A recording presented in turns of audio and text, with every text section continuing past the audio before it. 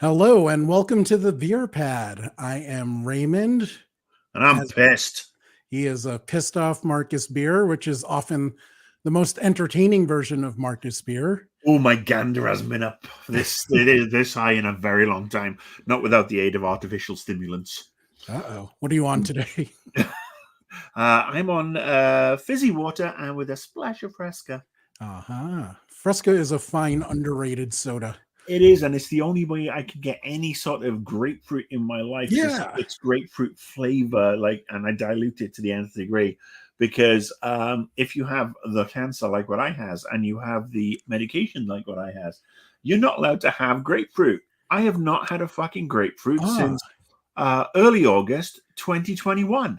And I did grapefruit not. was my favorite citrus. There's a big bloody tree in our backyard with beautiful grapefruits. And I go through these things like, a dozen of them a month. Oh, it's beautiful. I love grapefruit juice with vodka Yeah. or gin. So yes, I miss my grapefruit. So that's why Fresca, while not good for me, it's diluted down to the nth degree. So I just have the faintest essence. Faintest essence. If So you how are can, you, Raymundo? What's up with you?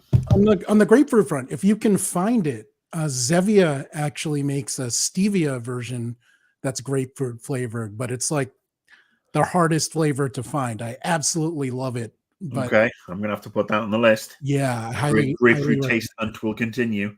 But until then, Yeah. God bless Fresca.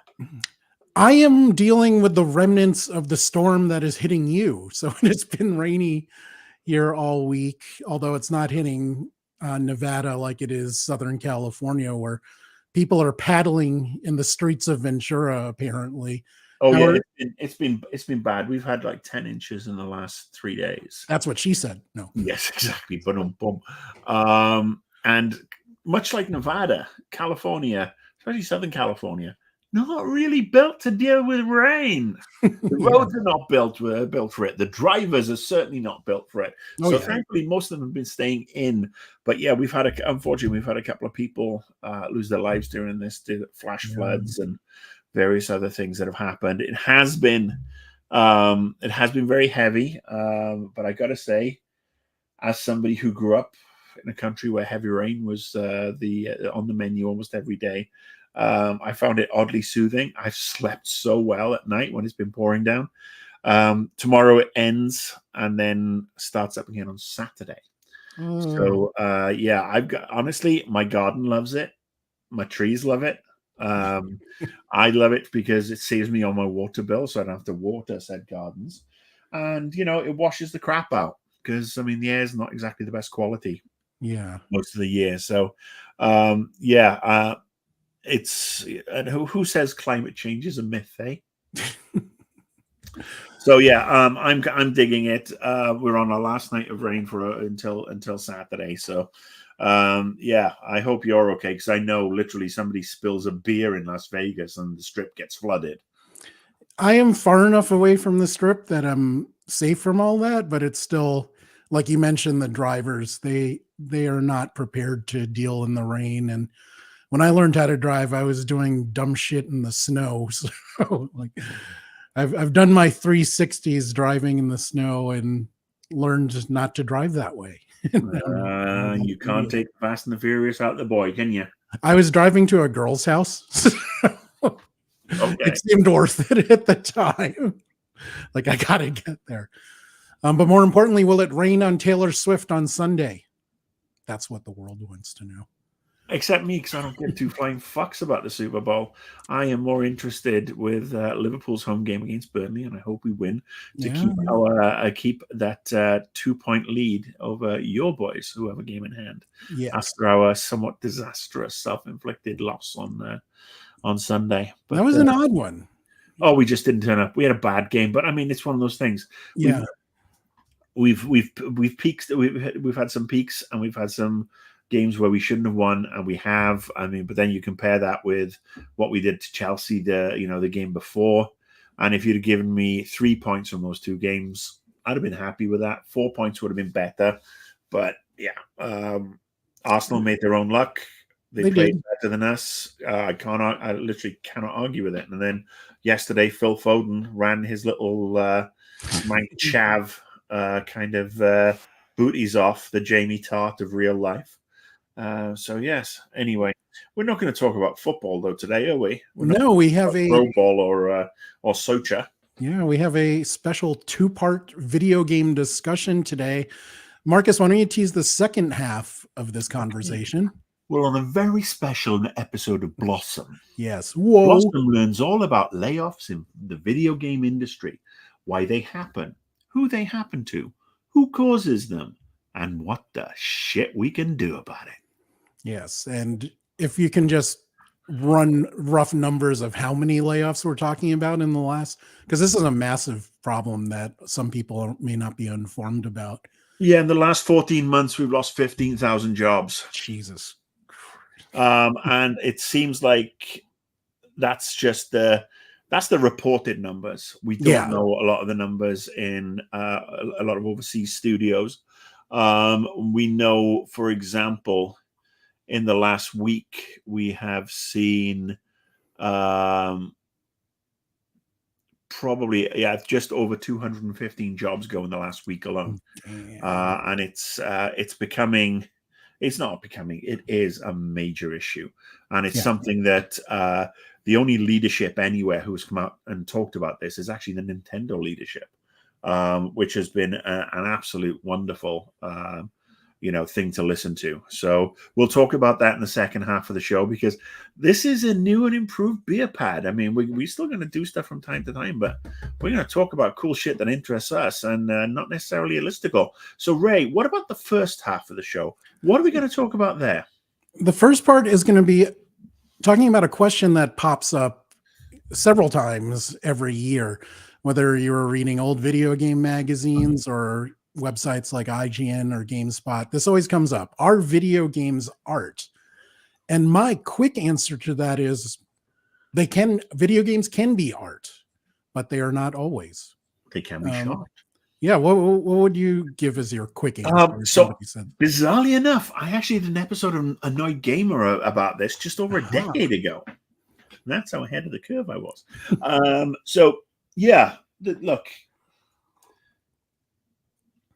if every record, every piece of music can be art, if every drawing can be art, if every sculpture can be art, no matter how crap it looks, every video game is art, because it combines so many of the things that are commonly labeled art: writing, graphics, audio.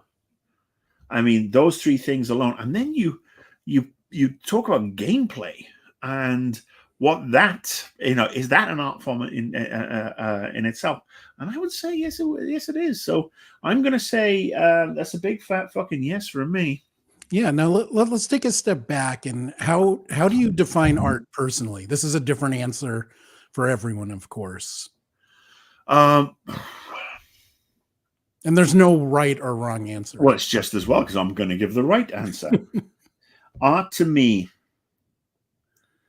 is the creation of something that falls within the parameters, like I said, of the written word, music, a movie, anything, a statue. I mean, the traditionally described art, whatever it is, like whatever's in the art world. So anything can, that sort of creativity that's got creativity born into it. I mean, it's like, I took a crap. I made a crap. That's not art. So, that's what I think to me, and it's a very obviously wide-ranging thing, but I mean, art is incredibly wide-ranging in its appeal. I mean, there's the classic quote, "I don't know art, but I know what I like." So, because again, there's this misconception or this false standard that's been hoisted upon the riffraff, the likes of you and me, for centuries by the muckety mucks, who is like, oh yes, you've got to be educated to understand art, and you're going to look at the brushstrokes, and you've got to wonder why his hand shook there, and even though it's like, oh, the reason his hand shook there was because he was getting a hammer. But yeah, we've been it's like, oh, you can only understand art if you've been to Oxford or been to art school or this, that, and the other. And it's bullshit. You find Yeah. art anywhere. Beauty is in the eye of the beholder. Art is in the eye of the beholder. Right. Some might say this show that we're putting out here today is art.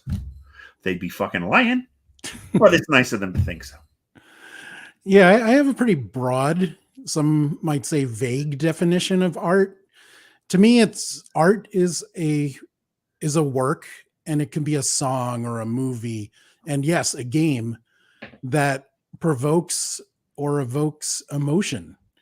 Now, for art is entertainment, as a lot of people think of it, it's something that makes you happy, but it's not always necessarily that. It could be a song that makes you think, or a It has an short effect. movie that You're right. angers you, that Mhm. purposely angers you.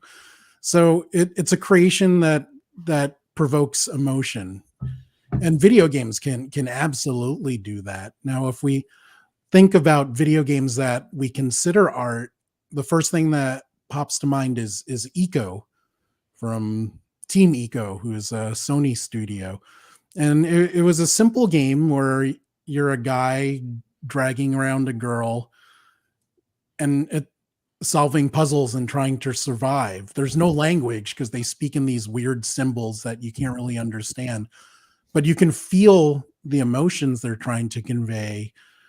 The bleakness of some of the environments contributes to that. The graphics in this are not the most advanced, but they're some of the most beautiful that I've seen, and it appeals to you visually and orally, and narratively. You kind of, it's one of those things that makes you imagine the story in your head because there is no language. So the relationship between these two characters is what you want it to be. So that's to me one of the most artistic games I've played. How about for you, Marcus?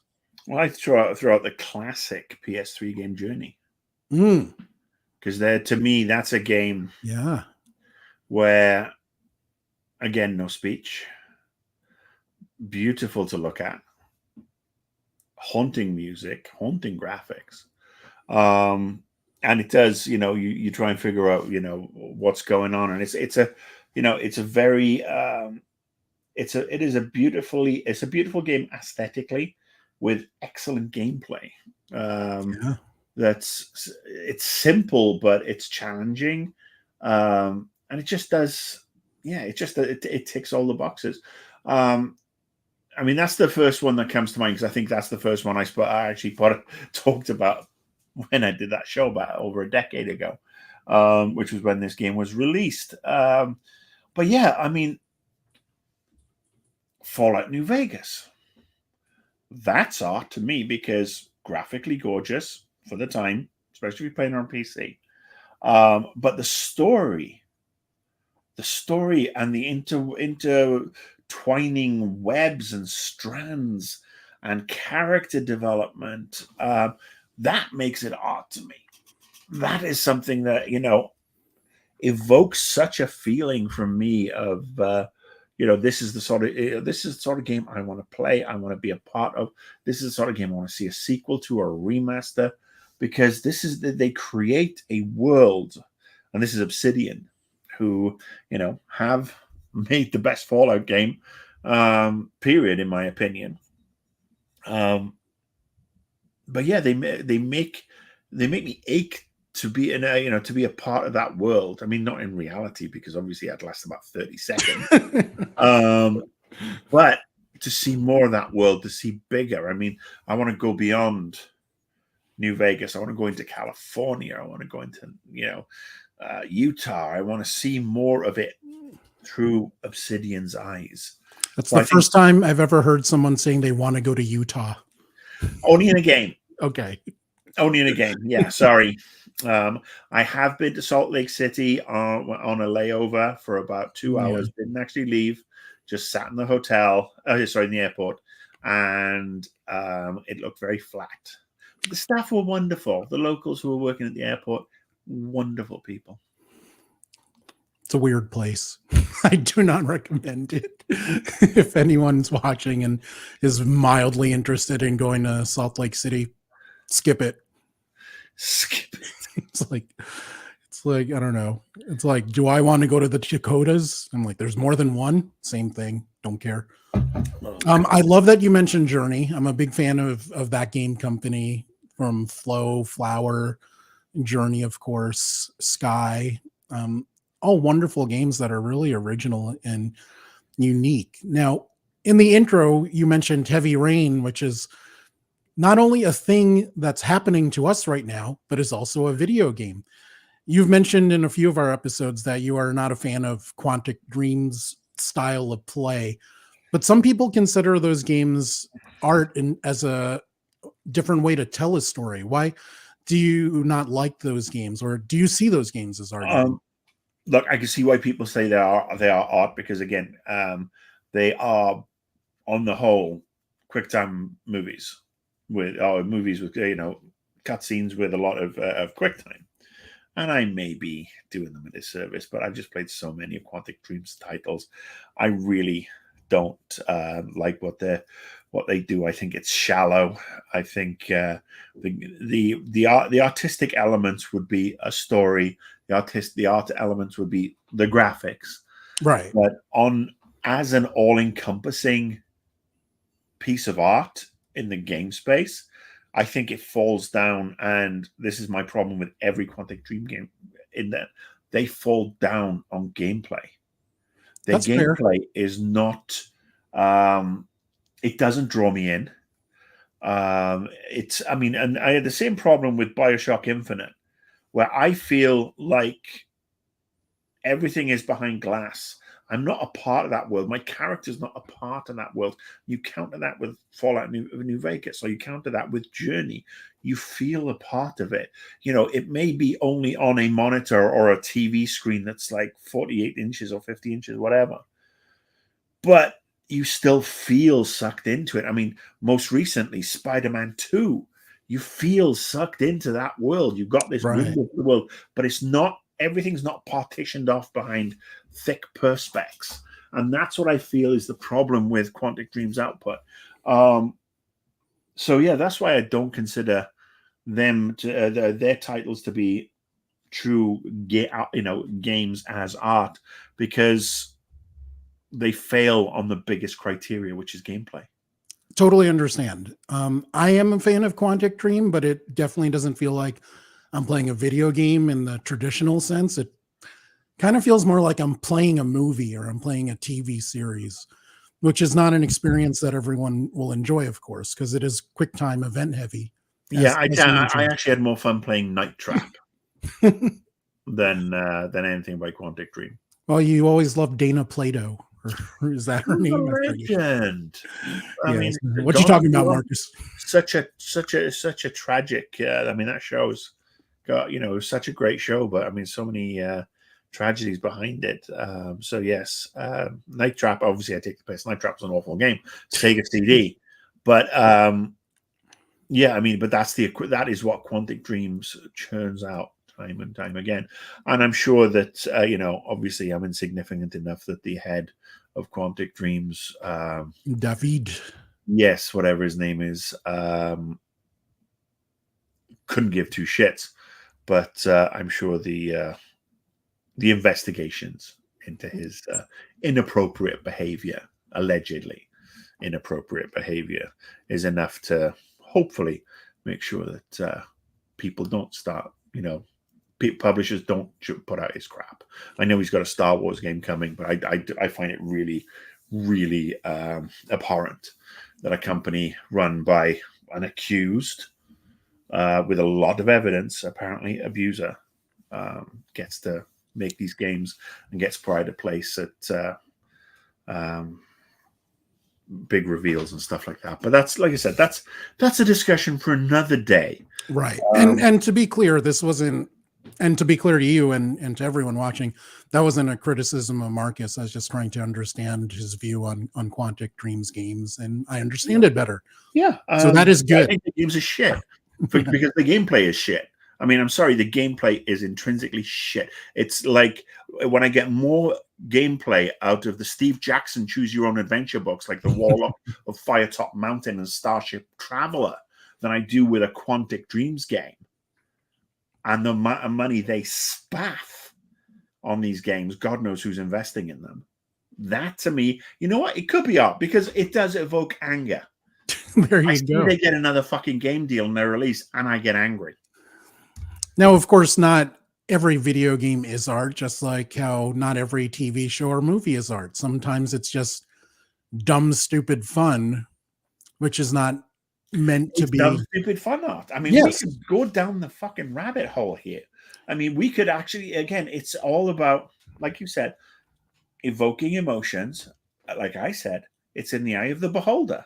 right. So, I mean, people might say that Fortnite is fun. And then other people might say that it's nothing but popcorn gaming that really just pulls money out of the games industry and rewards, mediocrity over and over. Right. I don't know who those people would be, but Let's stick to that popcorn gaming phrase that you mentioned. Just like how I don't think anyone will say the Fast and Furious 9 is art. You know, there are video game equivalents to that where maybe they're not meant to be interpreted in an artistic way, but they're fun and they're popular. What are some games that you think of in that sense? Like the well, if one you that look up, came to my mind was Doom.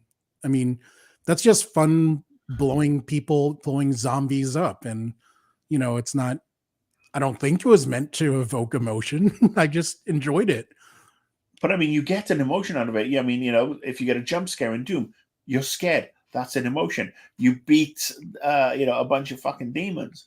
You're happy. That's an emotion. You get knocked off the edge of a cliff and you fall to your death as you're about to finish a level. You get pissed. That's an emotion, and that's why I say that this is the quintessential rabbit hole.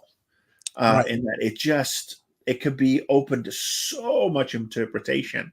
I mean, literally, we could have this conversation until you've got a long wispy beard, and I'm just a skeleton with a pair of stylish glasses and a gorgeous mane of hair. But I mean, off the top of your head, are there any games that you would say that are not art to you personally? Like for me, Doom 1 on the Windows like 486 popped up immediately because it was just dumb, stupid fun. But it And was dumb, stupid fun that defined that created a genre. it absolutely did. But I I mean, mean, if that's not art, we wouldn't. If it wasn't for Doom, we wouldn't have any of the big sellers. We wouldn't have Call of Duty. We wouldn't have Fortnite. We wouldn't have PUBG. We wouldn't have Overwatch. We wouldn't have all these other fucking games. Because at the end of the day, that, if you think about it from a game perspective, yes, it looks dated now. Didn't look dated back then. The sound is crap now. Wasn't crap back then. The gameplay, well, guess what? We didn't have anything like that before. yeah. So what you're technically, saying dumb fun, that was the equivalent of fucking Da Vinci's writings. Because look what it did to the whole industry. I mean, outside of sports games, what's the most popular genre? Shooty, shooty, bang, bang. Right. So yeah, I mean, like I said, I get where you're coming from, but it's like I said, if you say a game to me that's art, I'll give you 3 reasons probably why it isn't to me. And I'll do the same, and you'll give me 23 reasons why it's not art. Right. But the question was to you, what games would you not consider art to you? Dun, dun, dun. I mean, that is a toughie. It Because is, yeah. again, after everything we've been through, every game I have played in my long, luxurious, illustrious, and storied career, it's fucking long. Every game I've played has evoked some sort of emotion, whether it be, oh, this is a pile of crap, throw down the controller. Resident Evil, the first time after having to deal with that fucking rotating thing, gameplay back in the day on the PS1, or oh, what a pile of shit. Connect Star Wars, when you're trying to dance with Han Solo and a bunch of stormtroopers. I mean, there's boredom. Boredom is an emotion. You can, a state of mind that, oh my god, this game's so fucking boring. I mean, what have I been playing? I mean, I play Football Manager. I probably put in about every year. I probably waste about 15 days on that game. That 90% of people would have said that's not art, but I'm like, isn't it? Because again, you've got the graphics, you've got the audio, admittedly basic, but I mean, it brings something into my soul. It brings a joy into my soul. And Right. it's the only way I can beat Man City regularly. So it's a piece of fantasy work as well. How about something as basic as Pong? Again, Pong is a work of art to me because again, Pong is one of those first games. Anything, I would look at it from saying those that first slew of games that we had from the Atari, and we had Pac-Man, we had Space Invaders, Galaga, Defender, all that. These were all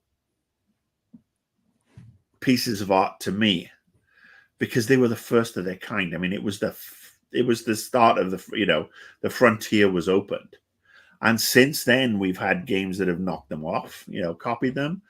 Iterations thereof. I mean, originality's dwindled as more and more game types have been sort of like created and put out there.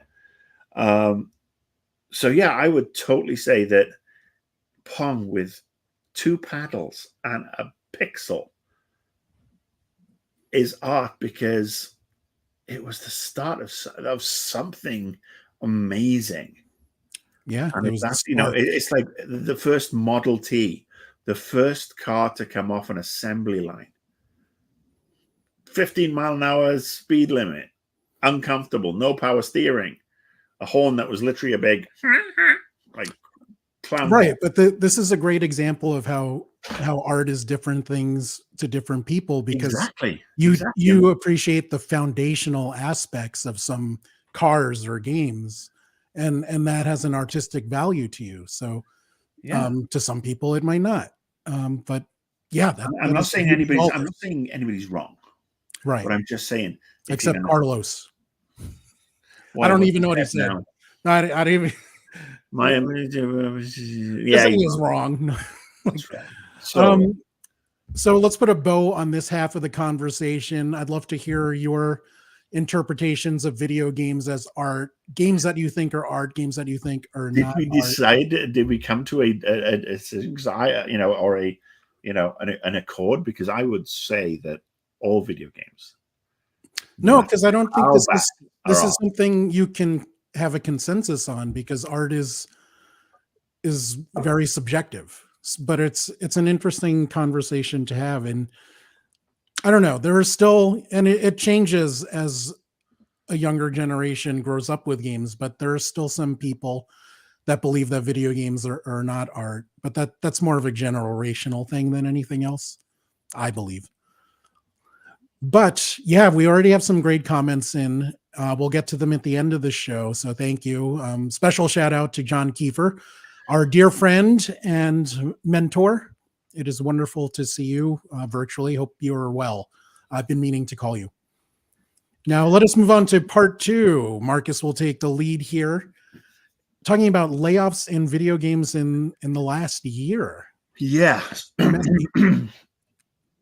I apologize if I cough. I've still got some asthma issues. So yeah, in the last, as we talked about at the top of the show, in the last 15 months, we've had 15,000 layoffs, sorry. In the last 14 months. There you go.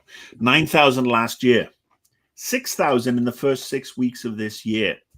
Over 200 in the last week alone that we know of that have been confirmed. Right. And that's an awful lot of people. People who have, generally who move to areas for a job. And we're seeing this in a lot of cases, especially with some of the Diablo or the Blizzard staff that moved only 2 or 3 months beforehand and are now out of a job, stuck in a very expensive town like Irvine. And there's no support structure for them. Hopefully they'll get some severance. Hopefully their health insurance is taken care of for several months without the obscenely expensive Cobra option. Because again, for those of you watching outside the US, with your fancy socialized medicine, fancy benefits with regards to some sort of state-sponsored safety net like unemployment benefit. You don't get any of that in this country. You can get unemployment benefit, but you can only get it for a very short amount of time. And then once it's over, you're not considered unemployed anymore. You actually are very conveniently scrubbed off the unemployment figures. So when they say, "Oh, unemployment's at 3.5%," yeah, you could probably quadruple that because in America, if you're not claiming, you're done. And it's something conservatives trying to do in the UK as well, and those fuckers can piss right off as far as I'm concerned. Anyway, but why are we having this now? What's gone on? This is probably one of the biggest sets of layoffs in the games industry, and we're seeing it in every other industry as well. Yes, more and more layoffs, more and more layoffs. Tech sector hammered, restaurant sector, food, boom, hammered. Cars, movies and TV, yeah, hammered. And you can trace, a lot of this is started with the pandemic, because especially and I'm going to talk specifically in the game space. In the game space in 2020, when we went into the pandemic, there wasn't fucking much to do. You could stream shit, you could walk around your backyard, read a book, listen to music, play video games. So the games industry had a banner year in 2020. Video games were the one thing that was turning a profit. Everybody was like, "Oh my God, this is going to last forever. We've got all this money coming in and it's going to keep on coming in forever and ever and ever, even if the pandemic ends. So let's go nuts and acquire a bunch of other places." And so the great consolidation of the 2020s began. And it's something that's continued. And if you look at people like Microsoft, they've acquired quite a few big companies, most recently Activision Blizzard. Sony, they went out and bought Bungie, and several others. Embracer Group that laid off over 900 people last year alone. Just last year. I'm not talking about since. They bought Tripwire, they bought Volition, Square Enix in particular. So they bought that from Square, and so Crystal Dynamics went to them. The Tomb Raider franchise, Deus Ex, and a slew of other things. And so these companies kept on spending, as generally happens when capitalism is unchecked and there's no regulations in place. Obviously, the European Union and the American government in particular go, monopoly. We'll go and we'll stop Microsoft buying Activision Blizzard. And what's that? It's a bag of money. Thank you very much. Not that I'm saying that people are corrupt, but let's face it, people are corrupt.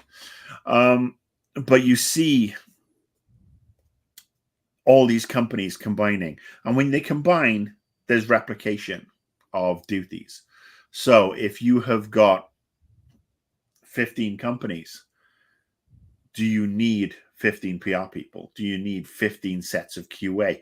Do you need 15 community managers? Do you need 15 engineers, graphic designers, etc., etc.? And the answer, unfortunately, is no. Why? Because it's too expensive. Why is it too expensive? Because you have to pay them a living wage. And a living wage in this in this part of the world is something that's quite high, especially when they're skilled people. And so all these people are like, "Oh, well, in that case, hang on, we've got this team here who can handle that. We'll get them to double up their work. We won't have to pay them any extra. Trust me, it's gonna be sweet. And we'll just get rid of these. And we'll get rid of those." And in the case of Volition, we're gonna get them to do a new Saints Row game. But we're going to fucking neuter it. We're going to make it totally unlike anything that Saints Row has been since the first Saints Row, which was an absolute abomination. That was a cheap GTA clone. And we're going to make it all fun and funky for the young peoples. And we are going to release a buggy mess because, we don't get rid of all the fucking QA people. And then when it bombs, We're not going to say, "Oh, it's our fault for mismanaging the studio." It's not our fault for not, for telling them they had to do X, Y, and Z. Yeah, it's Volition's fault. This studio that's done so many great games over the years and has lasted so much longer than a lot of other studios, they were wiped out overnight. Why? Because of Embracer Group, who then obviously laid off a bunch of other people from these other studios. Most recently, they canceled the Deus Ex game and laid off people from Crystal Dynamics. Why? Because they had a $2 billion deal collapse with the Saudi Arabians last year. And they banked on this deal. They'd done all their shopping. They put everything on their credit card before the deal was signed. And then once the deal was fell through, they're like, oh shit, what are we going to do with this? And so they start cost cutting. They don't cut, however, the people who make these fucking decisions. They don't cut the people at the very top. So because again, there's no accountability. Right. So and if anything, executive salaries have grown exponentially. Yeah. So you could fire a whole entire C-suite, an executive suite of people who generally don't do much at all, to be honest with you, because the higher up you get, a lot of them are fucking useless. I speak from experience. You could fire a whole suite of those guys and keep the people who make the games, the people who actually make the games. Because don't forget, these fuckers don't make the games. They sit there and they make these decisions and they run around and they'll glad hand at GDC or DICE or the Game Awards and they'll be, oh, yes, right here. It's lovely. Oh, let's get another drink on the corporate tab. And I'm just going to go on flight business, go first class home now to one of my 15 different homes because I'm earning all this money. For example, Bobby Kotick, the scumbag who used to run Activision Blizzard. He's a scumbag. He's an abusive, misogynistic scumbag. It's out there. Everybody knows. Fucking scumbag. I've been calling that man a scumbag for 14 years. And finally the industry caught up. He walked out with about $60 million out of Activision Blizzard and the merger. That, to me, is abhorrent. That man is already way too rich for what he contributes. That money could have gone to funding a new project, keeping a lot of people on board. But no, it has to go to where the money already is. And we have this problem. We see it with Amazon. Bezos gets richer and he cuts off the legs of Amazon games. Microsoft's share price goes up. They close a bunch of studios. Aha. See, now share price is the important thing to mention here because people like Bobby, they are paid to maintain or increase shareholder value. Yeah, fuck shareholders. Sorry, mate. Fuck shareholders. They contribute nothing. You show me somebody who buys a bunch of stock in something, and all they are is a fucking parasite looking to get rich, generally off the misery of others. So fuck the shareholders. Fuck you, all of you, because all you are is a bunch of cocaine-addled morons who couldn't create anything on a fucking bet. So, right. But I mean, the reality is that most publishers are publicly traded companies. So look, it's the reality. Yes, it's the reality, but it doesn't mean the reality is right. No, of course and not. This is the situation, and we're getting this situation across the board. Everything is getting top heavy. Everybody is consolidating, and what they're doing is keeping and absorbing the fucking execs every single time, bringing them in until we've got this mushroom-like thing that's full of all these useless execs who are covering 4, 5, 6 studios and not doing anything at all. And then you've got this really thin stalk and gnarled roots of the people who actually make the games, and it's going to collapse. Right. Now, this, of course, is true in not just gaming, but so many other businesses. What needs to change in business culture, do you think, so we don't have these exorbitant executive salaries and they could actually afford to pay people that actually create content and product? Well, I mean, and this is the thing. This is the thing that will never happen, especially in this country, because this political system is so broken. Anytime anybody gets into power on the promise of doing something to take away the money that these people are accruing, By the time they get there, they've sold their soul 56 times over, and it's not going to happen. But what you need is regulation. What you need is unionization in the games industry. Ooh, Everybody's talking about it. We should be doing that. we Yes, should. we should. And it should not just be graphics, audio, engineers, programmers, etc. You work on a video game, you deserve to be in a union. You deserve some protection, because not only are people getting laid off, people are getting spit up and chewed out. There was an article in Kotaku this last week about ageism in the games industry. Your favorite website? Hey, you know what? Not my favorite website, but I know it's not. they do look. Occasionally, they'll do some really good things that nobody else is talking about, and they've been really up on this layoff thing. And good luck to them. But the ageism issue, where a lot of people who are getting laid off are in their late 30s and 40s and 50s. People who want to continue working, people who have kids, who have mortgages, and are being unceremoniously kicked out because, again, so the C-suite can have their bonuses. They want to hire a bunch of much greener staff without the experience, who they can get 2, 3, or 4 of them for the salary of one person. And get more hours because they Get have more no hours. work-life balance. Work-life balance, exactly. Now, this industry, I mean, every industry in ageism has just become so rampant, and it's ridiculous because there's so much expertise in this industry, so many people who want to work, who want to contribute, and it's every industry. In fact, there are so many people. You should not be on the scrap heap of 50 or the scrap heap of 55 without any major form of safety net.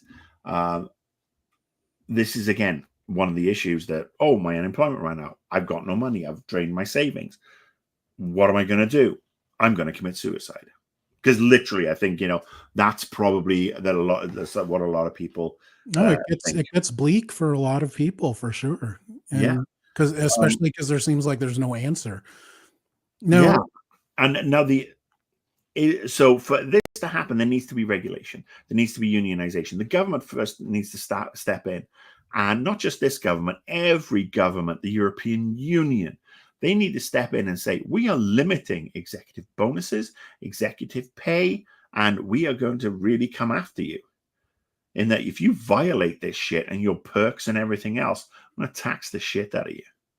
And this is, again, beholden on the government, because if the government turns around and says, how much money do you have, Mr. Bezos, Mr. Warren Buffett, Mr. Zuckerberg, Mr. Elon Musk? Yeah. How much money do you have? Well, I'm sorry, that's not right. We've got kids going to school hungry, without pens or paper. We're looking at teaching staff who earn barely 40 grand a year, paying for their own school supplies because schools are so underfunded. We're talking about nurses who can't afford a car to get to their job in the ER because gas is too high, and then the parking fees at the hospital are obscene. So what we're going to do, Messrs. Zuckerfuck, Bezos, South African fascist, and the rest of you fucking abysmal polyps on the asshole of humanity, is you're only going to be allowed to get to here. We're going to let you have $1 billion. We're going to let you have your billion. We're going to take everything after that, because you don't need 10 billion. You don't need 100 billion. You don't need a trillion. And not only that, everything below that, we're still going to tax the shit out of you after a certain level. Because if you make 10 million a year, well, you don't need to make 10 million a year. You need to be taxed a little bit higher. You know who doesn't need to be taxed? The single mom working 2 jobs to provide for her kid. The single dad trying to do the same thing for his kids. Or the person who's trying to look after elderly and infirm parents. The kids who have been in the foster system their entire lives and don't have any access to any support. These are the people we should be looking after. And for anything to happen majorly, and it's called rampant socialism, and I am down with it. I've said this before. But the games industry is a prime example when you have people like Kotick, walking off with that much money and how much money that could, how much good that money could do other people. And when you see everybody else's money and how much they are pulling in and how much that could actually be taken down, so to leave people with enough money for with 100 lifetimes. We're not talking about taking all of Elon Musk's money here and putting him on fucking Skid Row, but we are talking about taking as a huge amount and capping how much money you can make and putting it back in to protecting, educating, clothing, feeding, housing, etc., etc. So that's the bigger the thing. In Uncle Marcus' world, where I'm president of the world, that's what I would do. I would actually 100% cap C-suite bonuses, salaries, perks, golden parachutes. Fuck off. You failed, you got fired. Just like everybody else, you get a month's severance, and here's your Cobra. Right. I mean, I would love to see a lot of what you just said, but you're right. You're going to say it's never going to happen, and you're right because the system is broken. No, but even now, where we have a Democrat president and Democrats control one chamber of Congress, they just extended corporate tax breaks. Yeah, so, I'm not saying this is a Republican or Democrat thing. I'm saying that Joe Biden has failed. Joe Biden is trumpeting the economy, and the economy is a disaster because Joe Biden and everybody else is, massaging the figures, as I've just said. I mean, I'm not saying Trump's any better. Trump's a bigger Trump is the quintessential fucking con man.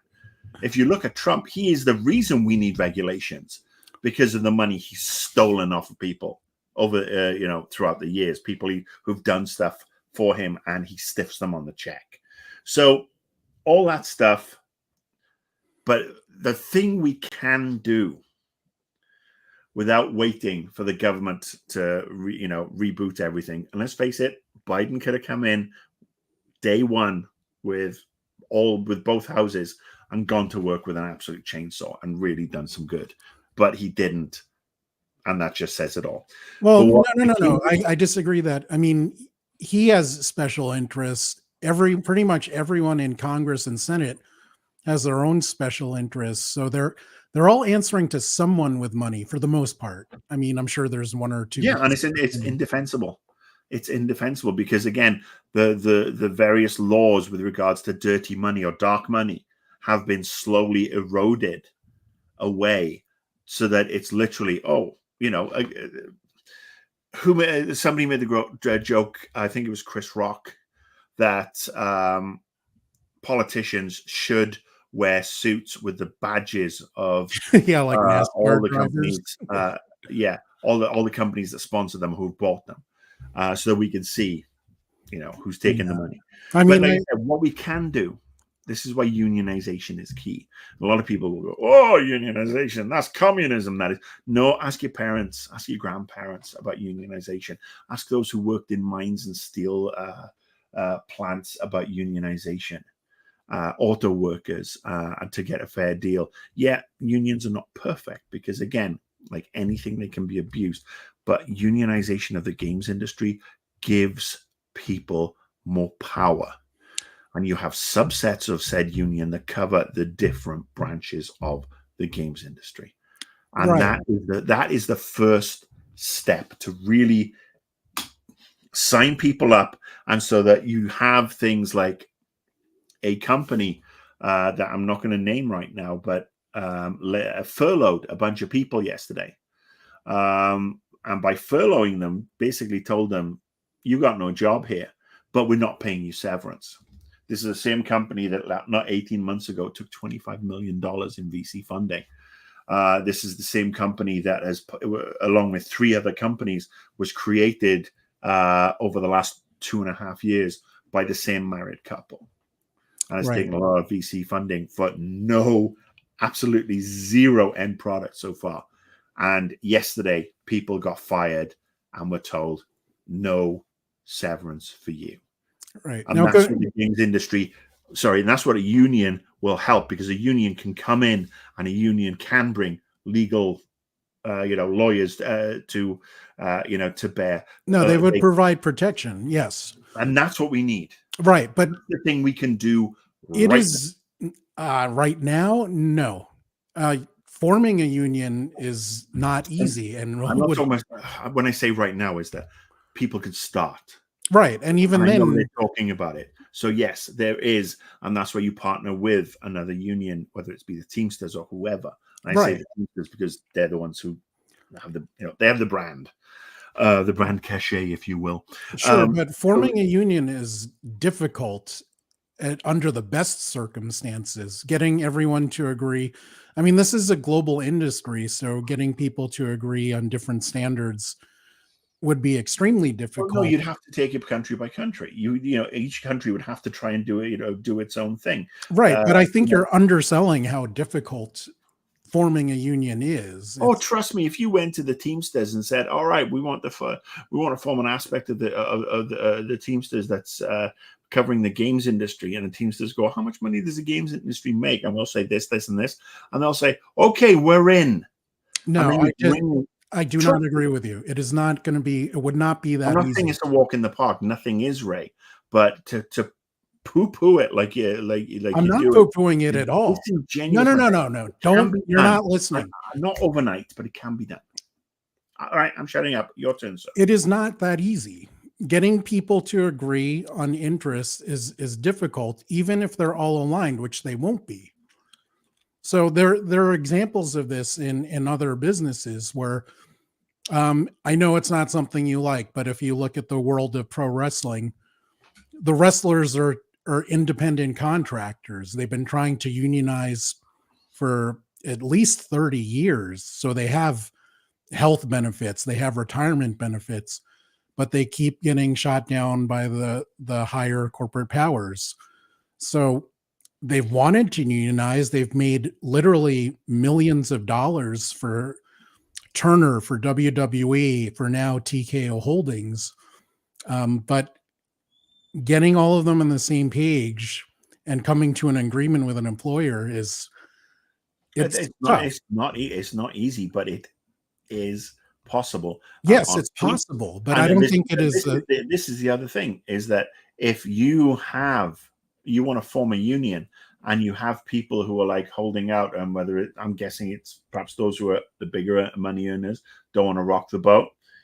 Well, if everybody else removes their services, they got fuck all because they can't put the same three wrestlers out over and over and over.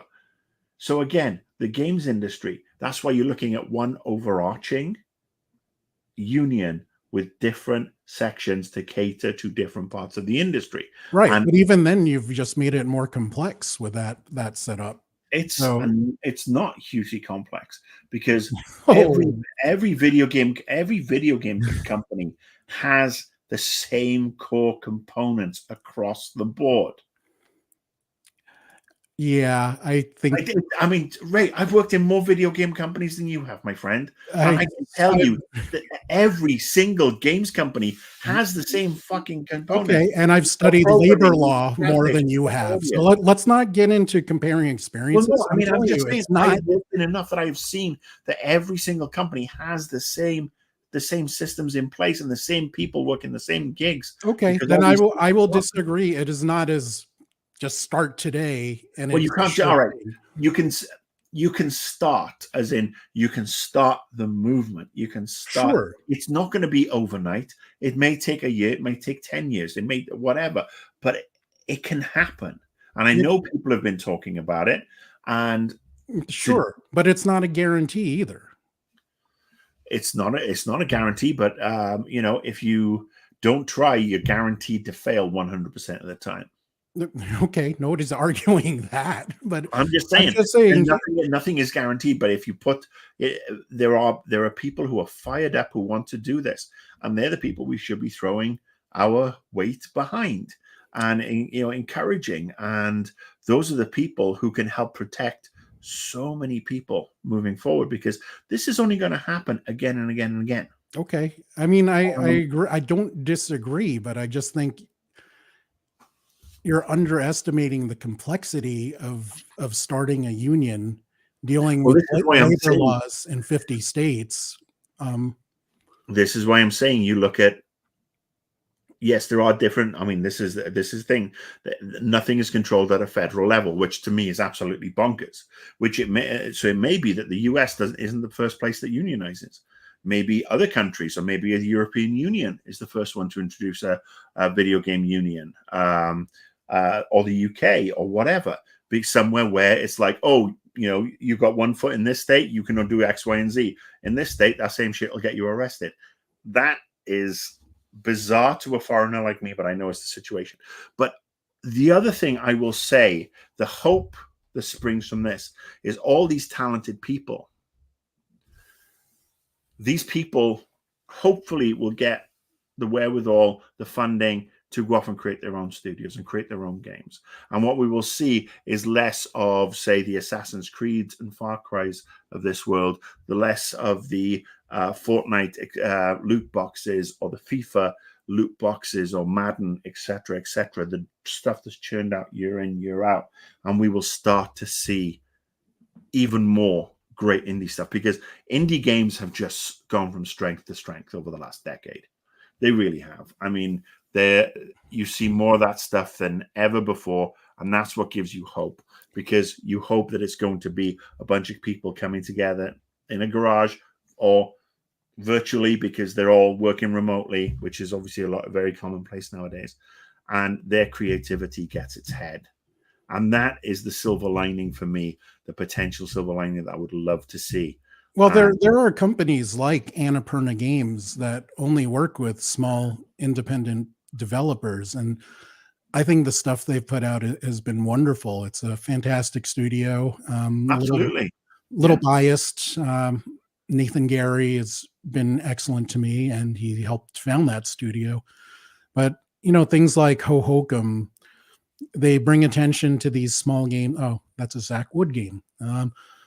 They bring attention, and they get funding for these small companies that make wonderful things. But I remember we were talking about this in our best of 2023 movie episodes, that there's so many blockbusters that it's harder for the small films to make a splash. But I appreciate that companies like Annapurna Games are doing this. And if you're not familiar with them, please go check them out and hopefully find something you like. They do make amazing games, and they are the example that more companies need to follow.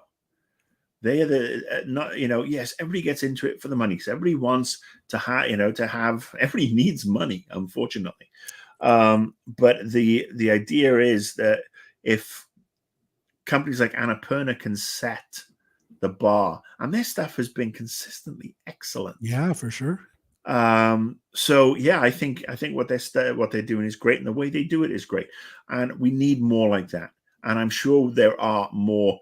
I mean, we're starting to see like women in games groups who are, getting funding and passing them on to new creators. That's the sort of stuff that we need. That's the silver lining. That's where we get to see these games, and that's where it's like, go and put $20 down if you can, or $25 on an indie game, and I guarantee you it will be so enjoyable. I would love to see that. I'd love to see more companies and more games like that. But that's the only upside I can see. That is the only upside I can see, and I do find it ironic that we're seeing a lot of these things this week, or rather, actually, yes, even this week. And we do have DICE coming next week. Now, DICE is the Academy for Interactive Arts and Sciences. Arts again. And they have DICE every year in Las Vegas at the Aria Hotel. And so it's happening next week. The great and the good turn up, and they go to they have their meetings, and there's keynotes, and there's round tables, and all sorts of the wonderful things. And there's an award, either the awards and a nice dinner and this and that. And I got no problem with that. You know what? Fine. That's great. GDC does the same thing. Wonderful. But to me, DICE is not quite the same thing. They're pretty different. GDC, in my definition, has always been for more the people in the trenches. Yes. Developers. DICE is generally more for those who are working above them, if you will. And so I just find it ironic, having been through and looked at the list of roundtables, the list of keynotes, etc., for next week, that I'm not seeing anything on how. I know you're going to mention your friend who's actually running a roundtable about gaming and recession, which is great. But when I actually went to DICE in 2019 and sat there on a roundtable about unionization, and it was very interesting. And obviously, nothing's been done since. But I do find it quite ridiculous that nobody there is taking the lead to say, what can we do? How can we protect our staff? Quality of life for our staff? How do we continue to make great games without spitting up and chewing out, or chewing up and spitting out, rather, our staff and leaving the, what? Why is the games industry becoming the Uber of of industries where it's all contract gigs? Because when I was coming through, when I was working at developers developer publishers like I'm Interactive Magic back in the day, Blue Byte, Nova Logic, the smaller ones in particular, the only time people left at the end of the project was because if they wanted to and they got another job. A team would finish one project and roll directly into the next one after, say, 2 weeks of vacation. And that's gone out the window now because it's like, oh, project's done. Half of you can fuck off. 2/3 of you can fuck off. And this is what we're seeing, especially with the Ubisoft, Microsoft, et cetera, et cetera. This is where we see these layoffs. And it's just exceptionally sad. And I would love to see somebody there take the stand and say, what can we do? How can we be better bosses? How can we be better employers? How can we give a shit about our staff? And that's what I'd love to see. And I'd love to see somebody do it at GDC too, to say, this is what we want from our bosses. Please, we're human beings. Again, there was a lot of outcry over the Game Awards back in December where they didn't mention this at all. And it just comes back to my unfortunate mantra that the games industry is a resource consumer of biblical proportions. It sucks your soul dry, spits what's left of you out, because it knows there's a bunch of kids wanting to come through and start and do it again. And it'll do exactly the same thing to them in 10 to 15 years' time, maybe even less because of the way things churn over now. And that, to me, is just not good. Did you really expect any mention at the Game Awards, though? I mean, that's like the MTV Video Awards for the gaming business. So yeah, I would actually like to, when somebody comes on at the Grammys and talks about some of the things that's happened in the music world in the last 12 months. But again, the Grammys are not the MTV Video Awards. Well, no, I mean, but the Game Awards are not the MTV Movie Awards. They absolutely are down to one person, and they have a huge. I mean, again, it's this abdication of responsibility. It didn't have to be a hand-wringing, Uriah Heep kind of, declaration where we throw yourselves prostrate on the ground. But it could have been said that it's been a great year for games in a lot of ways. But we know a lot of people have lost their jobs this year, and our thoughts are with them. All it takes is 3 or 4 words to know, guess what? People are thinking about it. You draw attention to it. You try and do something like that, and it goes a long way. It puts it out in the consciousness instead of, oh, here we go, a bunch of C-list celebrities come on, they do their little monkey dance, and it's like, oh, here, watch my new movie, blah blah blah blah blah. Because even if you're looking at the MTV Movie Awards, somebody will come with a political message at some point. And I'm not talking about being super controversial. I'm not saying it's stop oil where somebody comes and no, but I don't expect that from the Game Awards. As an ex-PR guy, that show's all about the trailers, and it always has been. Well, don't call it the Game Awards then. Don't say it's a celebration of the games industry and the success of the games industry. I call don't. it what it fucking is. The mediocre trailer things, because half the awards don't even get shown. So I mean, the people who make the game still don't even get up there anymore. Yeah, and I mean, but when you have the self-proclaimed biggest thing in gaming. Right, but I think you'll see it at the DICE Awards, the GDC No, you Awards. won't. You won't see shit at the DICE Awards next week. Okay. I guarantee it. Okay. Because everybody who gets up on stage is 3 sheets to the fucking wind and full of tarragon chicken. Okay, I would bet against you. $50. If I had $50, I'd take that bet but I don't, because I'm poor. But I Oh, mean, sure. this is my point is that I don't think that they're going to do it. I would love to be surprised. And if somebody is watching this who does get a Winston Award and gets up there and says, this is not just for the team that did this, but this is for everybody who lost their jobs. We're thinking of you. But, and it's just that wonderful little bit of acknowledgement that people need. My bigger point would be that GDC and DICE have these things about how can we be better employers? How can we look after the resource that is our staff so that we can grow and nurture and benefit from their experience that they get with us? And we improve because they improve, as opposed to boom, crunch, fuck off. So for the people out there who don't know these organizations, the Academy of Interactive Arts and Sciences that puts on the DICE Summit, they are a not-for-profit group. Sorry. The board is mostly game developers.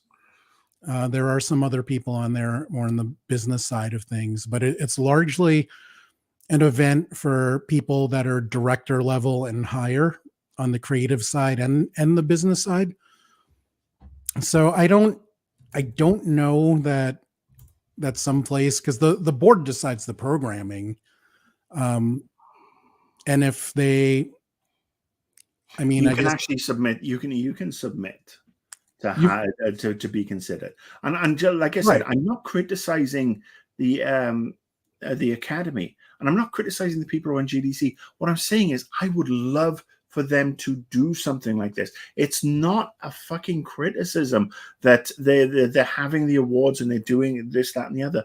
It's a hope that they can actually turn around and do stuff. And I'm kind of concerned that you are so busy trying to defend these things when I'm not attacking them. I'm just hoping that they can perhaps be. No, I think I'm not defending them. I'm trying to inform you, because I don't think you know who the show is for or about the organization because you attended one year. I mean, well, I attended 1 year, but again, worked at software companies, at publishers and developers while this thing's been going on for absolute yonks. Now, and I know you have attended as a member of the media. And I've worked for the academy. So Okay. I think I'm a little more familiar with what they're trying At the end of the day, I'm not criticizing the fucking academy, Ray. I am telling you what I would like to see from leadership elements within our industry, whether it be Jeff fucking Keighley, the fucking DICE Awards, or fucking GDC. That's what I'm saying, my friend. I want to see more leadership from them in a way that says we actually care, and not, oh, we're all signing up to go to the Bobby Kotick School of Leadership. So I think you are missing my point completely, and I'm happy to you're pushing an aspect that I'm not even doing. I'm not criticizing any of these people. I'm asking and hoping that they can actually see their way clear to do this stuff in the future. And instead, and a lot of the stuff they do is great. I know, for example, GDC gives a lot of tickets out and passes to push diversity, and that's great. All this stuff is great, but you can always do a little bit more. Right. And that's what I'm saying. When they have a responsibility, and it would be lovely to see them do it. I'm not criticizing anybody who's going to DICE. I'm not. Why would you? I mean, exactly. So I'm not criticizing it. You don't have to defend it. DICE is a cool thing, but I would like to see this. That's okay. all. No, I get it. I don't think that would be the place for it for the most part. Where else would it be when the leadership of the game is there? Let me continue my point. And this stuff is streamed live. Where else would you rather have it, Ray? It's an event for Jesus fucking Christ. It's an event for creatives, and what you're talking about are business decisions. Okay, so the creatives can have an input. And are you telling me that when I see Phil Spencer there, he's a creative? Okay, so how far advanced do you think the programming happens? And if someone submitted a thing about layoffs or dealing with it, what would you have them do? Like change something last minute? Well, first of all, this is happening now, but this has been happening for the last 15 months. I mean, 2022 was okay because we're still in the post-pandemic bubble games-wise. But 2023, the layoffs started happening with alarming regularity. And so we Sure. get to, so we get to dice there, and it happens, and it's boom, boom, boom. Nobody thinks about doing it. But when you get to September and the number's 7,000, 8,000, and your show is 6 months off, you say, okay, let's but read the room. Let's see what can we do? What can we discuss? And let's face it, you can do this because there are so many good people in the games industry who do attend this show. These are the people who you can reach out to and say, how, what can we do here? You have this is the PR guy in me coming up with the fucking solutions here, in that you reach out to people and say, we want to be seen to do this, not go full Marie Antoinette and, oh, they don't have bread, let them eat cake. Let's okay, just show that we are part of this true community that we all blather on about time and time again. And people are hurting, and people are losing their homes, and people can't feed their kids. And let's show that it's actually important. Not every time there's a big fucking event, it's like, oh, we're so good, we make great games. Yeah, oh, sorry that you're out of work. I'm just saying there are ways and means. Yes, I know what you're saying. Tone deaf. I know what you're saying, but DICE has been happening for more than 20 years, and this is not the kind of content that they usually have. So why I can't don't know they what change you're the paradigm? expecting. Well, Why then can't they evolve with the times? Because I guarantee you 20 years ago that, they didn't have half the fucking things that they have now. sure. So I'm just saying they can grow and evolve. And I'm asking everybody to be the better version of themselves, especially when so many people are hurting.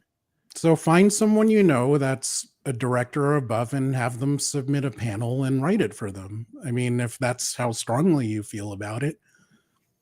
You know how much weight I carry in the games industry? Less than fucking zero, my friend. That's why I said find someone you know that's a director. I know you know people. You certainly do. You seem to have this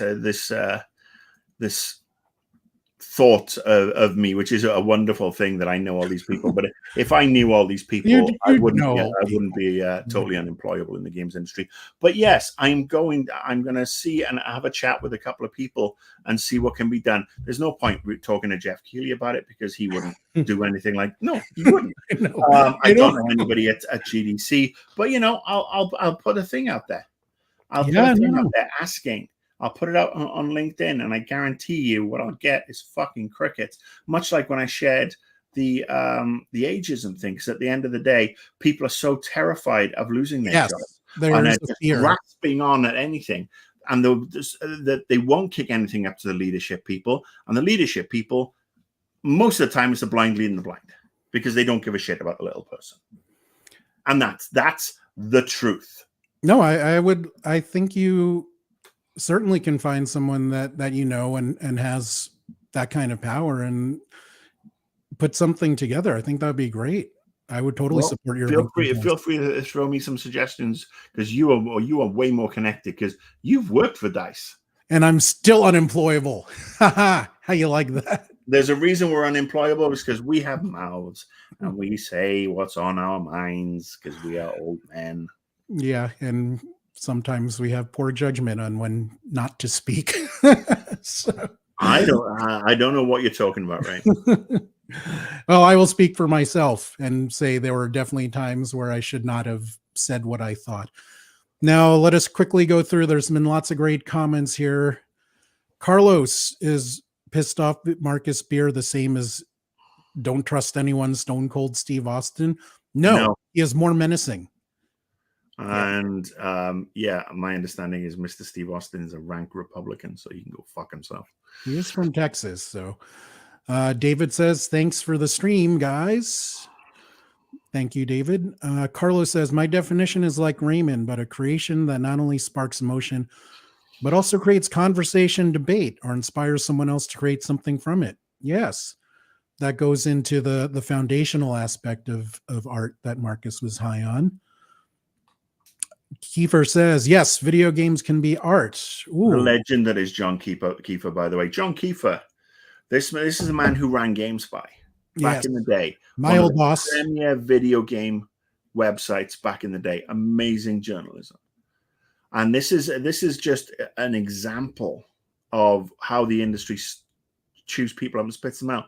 John Kiefer isn't working in the games industry anymore. I guarantee you, if he was, 98% of the media outlets would have much better fucking writing, Yes. much better fucking videos, and generally much better content. Because John Kiefer isn't a content creator or an influencer. He's a fucking journalist. And we've lost so many of those He's to a other real industries over the newspaper last guy. 20 years. And it's a fucking shame. I don't trust the GameSpot. I don't trust IGN. Well, the reason you don't trust them is because they're full of fucking rank amateurs now. Kiefer is the OG. So going on the games as art, old school adventure games like Myst, The Longest Journey, Siberia. Wow, I forgot about some of those. Oh, Myst. Yeah, good times. Beautiful to look at. Oh. Not a point. Remember that one? Yes. David said, calling in a night. Thank you, David. Corporate consolidation, move away from work from home. Yes, those are definitely factors. It is mid to low level peeps that take the hit, not the decision makers. Yes. Ooh. Kotick was a joke. A fine actor, though. If you've ever seen him in Moneyball, he was not a fine actor. Preach, Marcus. I always do, my friend. There needs to be a cataclysmic shift in management and regulation. I agree, but I don't know. As Marcus said, I think our government is set up that, and I'm not blaming one side or the other. I'm blaming both sides. Absolutely, I'm with you. Both sides. I'm in this like weird Gore Vidal phase politically, not sexually. I'm not sleeping with everything that moves like he did. Unionization is essential. I agree. I would love to see it. The more people like us yell about it, and the more people start to yell about it, the chances are somebody will get hit. And not necessarily us. We might not get hit, but hopefully somebody else does. Somebody amplifies it. Somebody takes the cause amongst themselves. There are streamers out there, content creators, whatever you want to call them, and they amplify it, and they have a fan base that we don't have. And they mobilize them. That's how you do it. That's how revolutions are done. A print outlet could get a real newspaper guy like John Kiefer to do a bang up article on the situation, and that would be fantastic. Who says journalism is affected as well? Oh, big time. Yeah. Big time. We have an F ageism. Yeah. I'd move to Europe for that. Don't hold your breath in the US. Yes. Yeah. Yes, because that is generally, they have kinder laws in the EU in general. They're not all great. Socialism, Mr. Beer. Yes, that's from my old friend Angela, who I used to work with at Interactive Magic in North Carolina. She's been in the games industry for a very, very long time. And yes, I am. I will say this to everybody: I am a socialist. Why aren't you? Not Angela, because I know she's good people who wants people to do well. Well, I think the reason why some people aren't is greed, and they like their monies and shiny things and all that. Well, as I think I've said this before on this show, but the mark of a civilization, you can judge a civilization on how it treats the least of its population, the poorest, the hungriest, the most disenfranchised. And as a civilization, we fucking suck. Yeah, well, the Bible said to maximize profits, and that's what all the evangelicals are telling us to do. 2017 tax cuts for the rich are now reaching the lower tax brackets. People who haven't paid any taxes for years are now being hit. This is rather unfortunate. Love to see top-end executives live 1 month on $30K. I mean, that's like what, an hour wage for some of these guys. That's like 5 times what anybody else would earn. So, yeah. Citizens United. Robin Williams. There you go. Thank you, Keith. Union busting is very real. We've seen it. Yeah. Oh, I didn't know this. IGN Creative just unionized. Well, good for them. That would have come in handy years ago. No. Most upper management does not care about staff. They are just a commodity. Yes.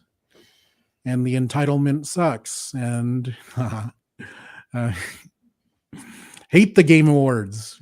Well, God, I miss Kiefer. I miss when I was at Novologic. I used to love getting in the car, going down to Irvine with the build of the game because I knew I'd get to hang out with Kiefer and Sluggo. And, He's the reason we're friends, because he yeah, always talked you up to me when I worked for him. So yeah, I always thought highly of you in advance yeah. because of Kiefer. He is an absolute fucking legend. And he loves us. Look at that. Neo Crisis Two Boobs says, finally able to catch you guys live. Good to see you alive and kicking. It's good Yes. to be seen, Neo Crisis. Ooh. Yes, I am alive. I am kicking, and obviously my meds are doing some sort of job, and now I need to go and take a edible so that I get into calm mode and I can be put to bed with some milk and a cookie. I was going to do that too, but just for fun. Well, put me to bed with milk and a cookie. I'm telling you, you got to pay the going rate for that. All right, I charge extra for you. And Carlos says, if Raymond finally gets to Taylor Swift, she'll be able to rally the Swifties to your cause, Marcus. Yes. And if Raymond finally gets to Taylor Swift, I fully expect to have to shell out for bail money. The Swifties could actually get a game union formed. That's the kind of power, though, that I'm talking about. Though it's a hard thing, but it is. Like I said, Swifties it's not easy, and nothing in this life is easy. So I totally agree with you when I say, "Oh, we could start." I mean, people can start because everything has to start somewhere. But I'm totally in agreement with you in that it's not easy. We've seen Starbucks union bust. We've seen so many other people union bust, but everybody has to start somewhere. And that's why, again, I would love to see some acknowledgement from the powers that be, because all they're doing right now is making themselves even more unlikable, whether they be creatives, whether they be studio heads, whatever they are. And I think that's the problem. 2 minutes to call out Jeff Keighley. No. Jeff Keighley was probably also a fantastic boss, wasn't he? Oh, that's right. Game trailers. No. Oh, sorry, Jeff Keighley. I was talking about Kiefer, John Kiefer. Sorry, Jeff Keighley. I'm not going to call out Jeff Keighley because actually, I'm going to ask Jeff Keighley to be better. He doesn't watch his fucking show. He's gone wearing barely a blip. Oh, look at my hair. Hasn't it gone all weird?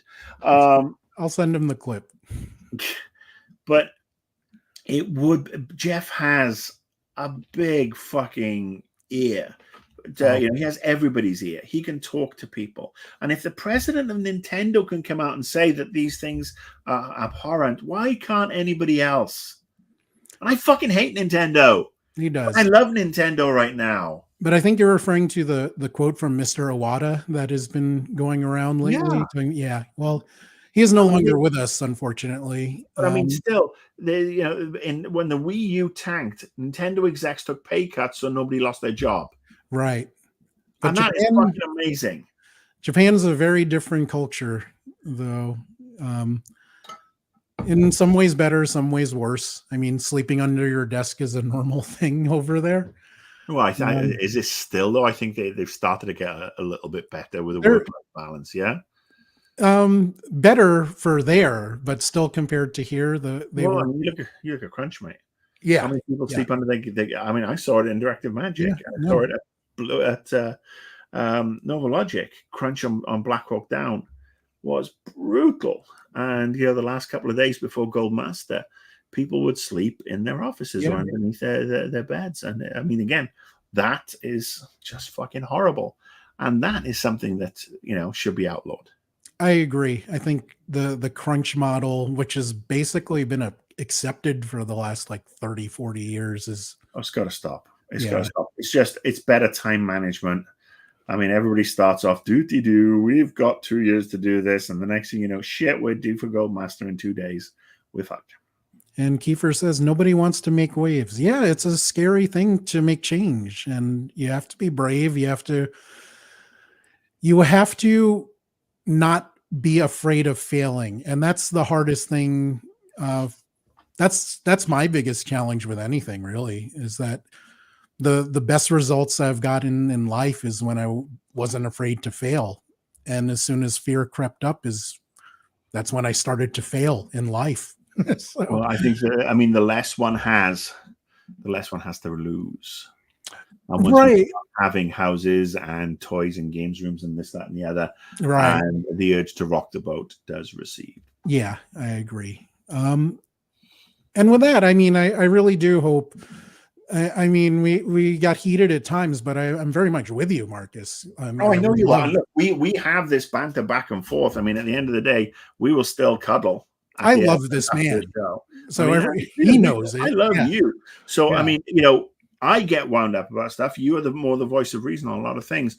But this is Except what the Taylor banter is Swift. for. This is what is back and forth. At the end of the Yes. day, we want to be decent men, and we want people to treat others with the decency they would expect to be treated with. Yeah. Not just in general. I would love to Yeah, see. just in life. Yeah, I yeah. mean, just don't be that dick. Be the change. Be the change. So, talking of changes, we are making one, aren't we, Ray? Yes, we are going to a different schedule. Shows are going to have more topics and more conversations like this. But They might with last. They might last a little longer too. I mean, we're at 90, almost at 90 minutes, and we're going to wrap it very, very soon. yes. But we're going to a monthly schedule, end of the month, and we'll talk about everything that was on our minds. Try to focus on gaming, but maybe there's a massive TV show that struck a chord with us, right? And yeah, that's how I see it. How do you see it, Marcus? I'm the same. I mean, the other thing is that Ray obviously has his other show on a Thursday night where he does talk about other bits and bobs, and I know you do the occasional thing with Paul Samuel as well. So those things are being covered, and I really wanted to get more back into this discussions like this. I mean, yes, it's great to do listicles. It's great to do our favorite games, movies, / of the year, or spend 5 minutes talking about True Detective season 4, which is fucking brilliant, by the way. How's the nudity? Not yet. Well, I think there's been some nudity. Yes, there's been some nudity, but I mean, it's not. I mean, I really just don't even look at that stuff anymore. I mean, I have because of this nature of my cancer. I mean, nudity is just by the by. I've kind of evolved, which is great. So yes, we are going to do more discussions like this. We are going to talk about more games type stuff as well, stuff we've played.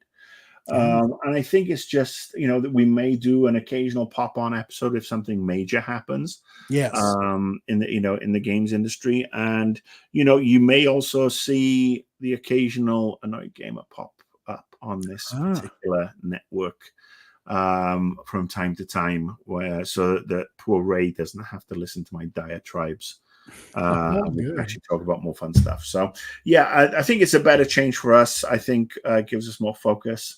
And I mean, for you lovely people, I know 3 of you are going to be pissed that we're not out every week, but we'll be around. We'll be around. We're going to deliver quality over quantity, which is what I've been telling my wife I've been delivering for years, and she still doesn't fucking believe it. So let's get you guys out of here with 2 last comments. Marcus mentioned Novalogic, and Kiefer says that was 20 plus years ago. Yeah, I left Novalogic in 2005. So yeah, that was 20 years ago. Paul Simla and I still have this running joke. We always refer to the bass player of Nirvana as Chris Novalogic, and we always think of you when we say that, because he is, of course, Chris Novoselic. Okay, I didn't know. So and let's leave you guys with the excellent words of our dear friend John Kiefer. Guys, be safe, be happy, keep preaching. Thanks for watching, guys. We'll see you at the end of the month. Exactly. And in the words of Vanilla Ice, word to your mother.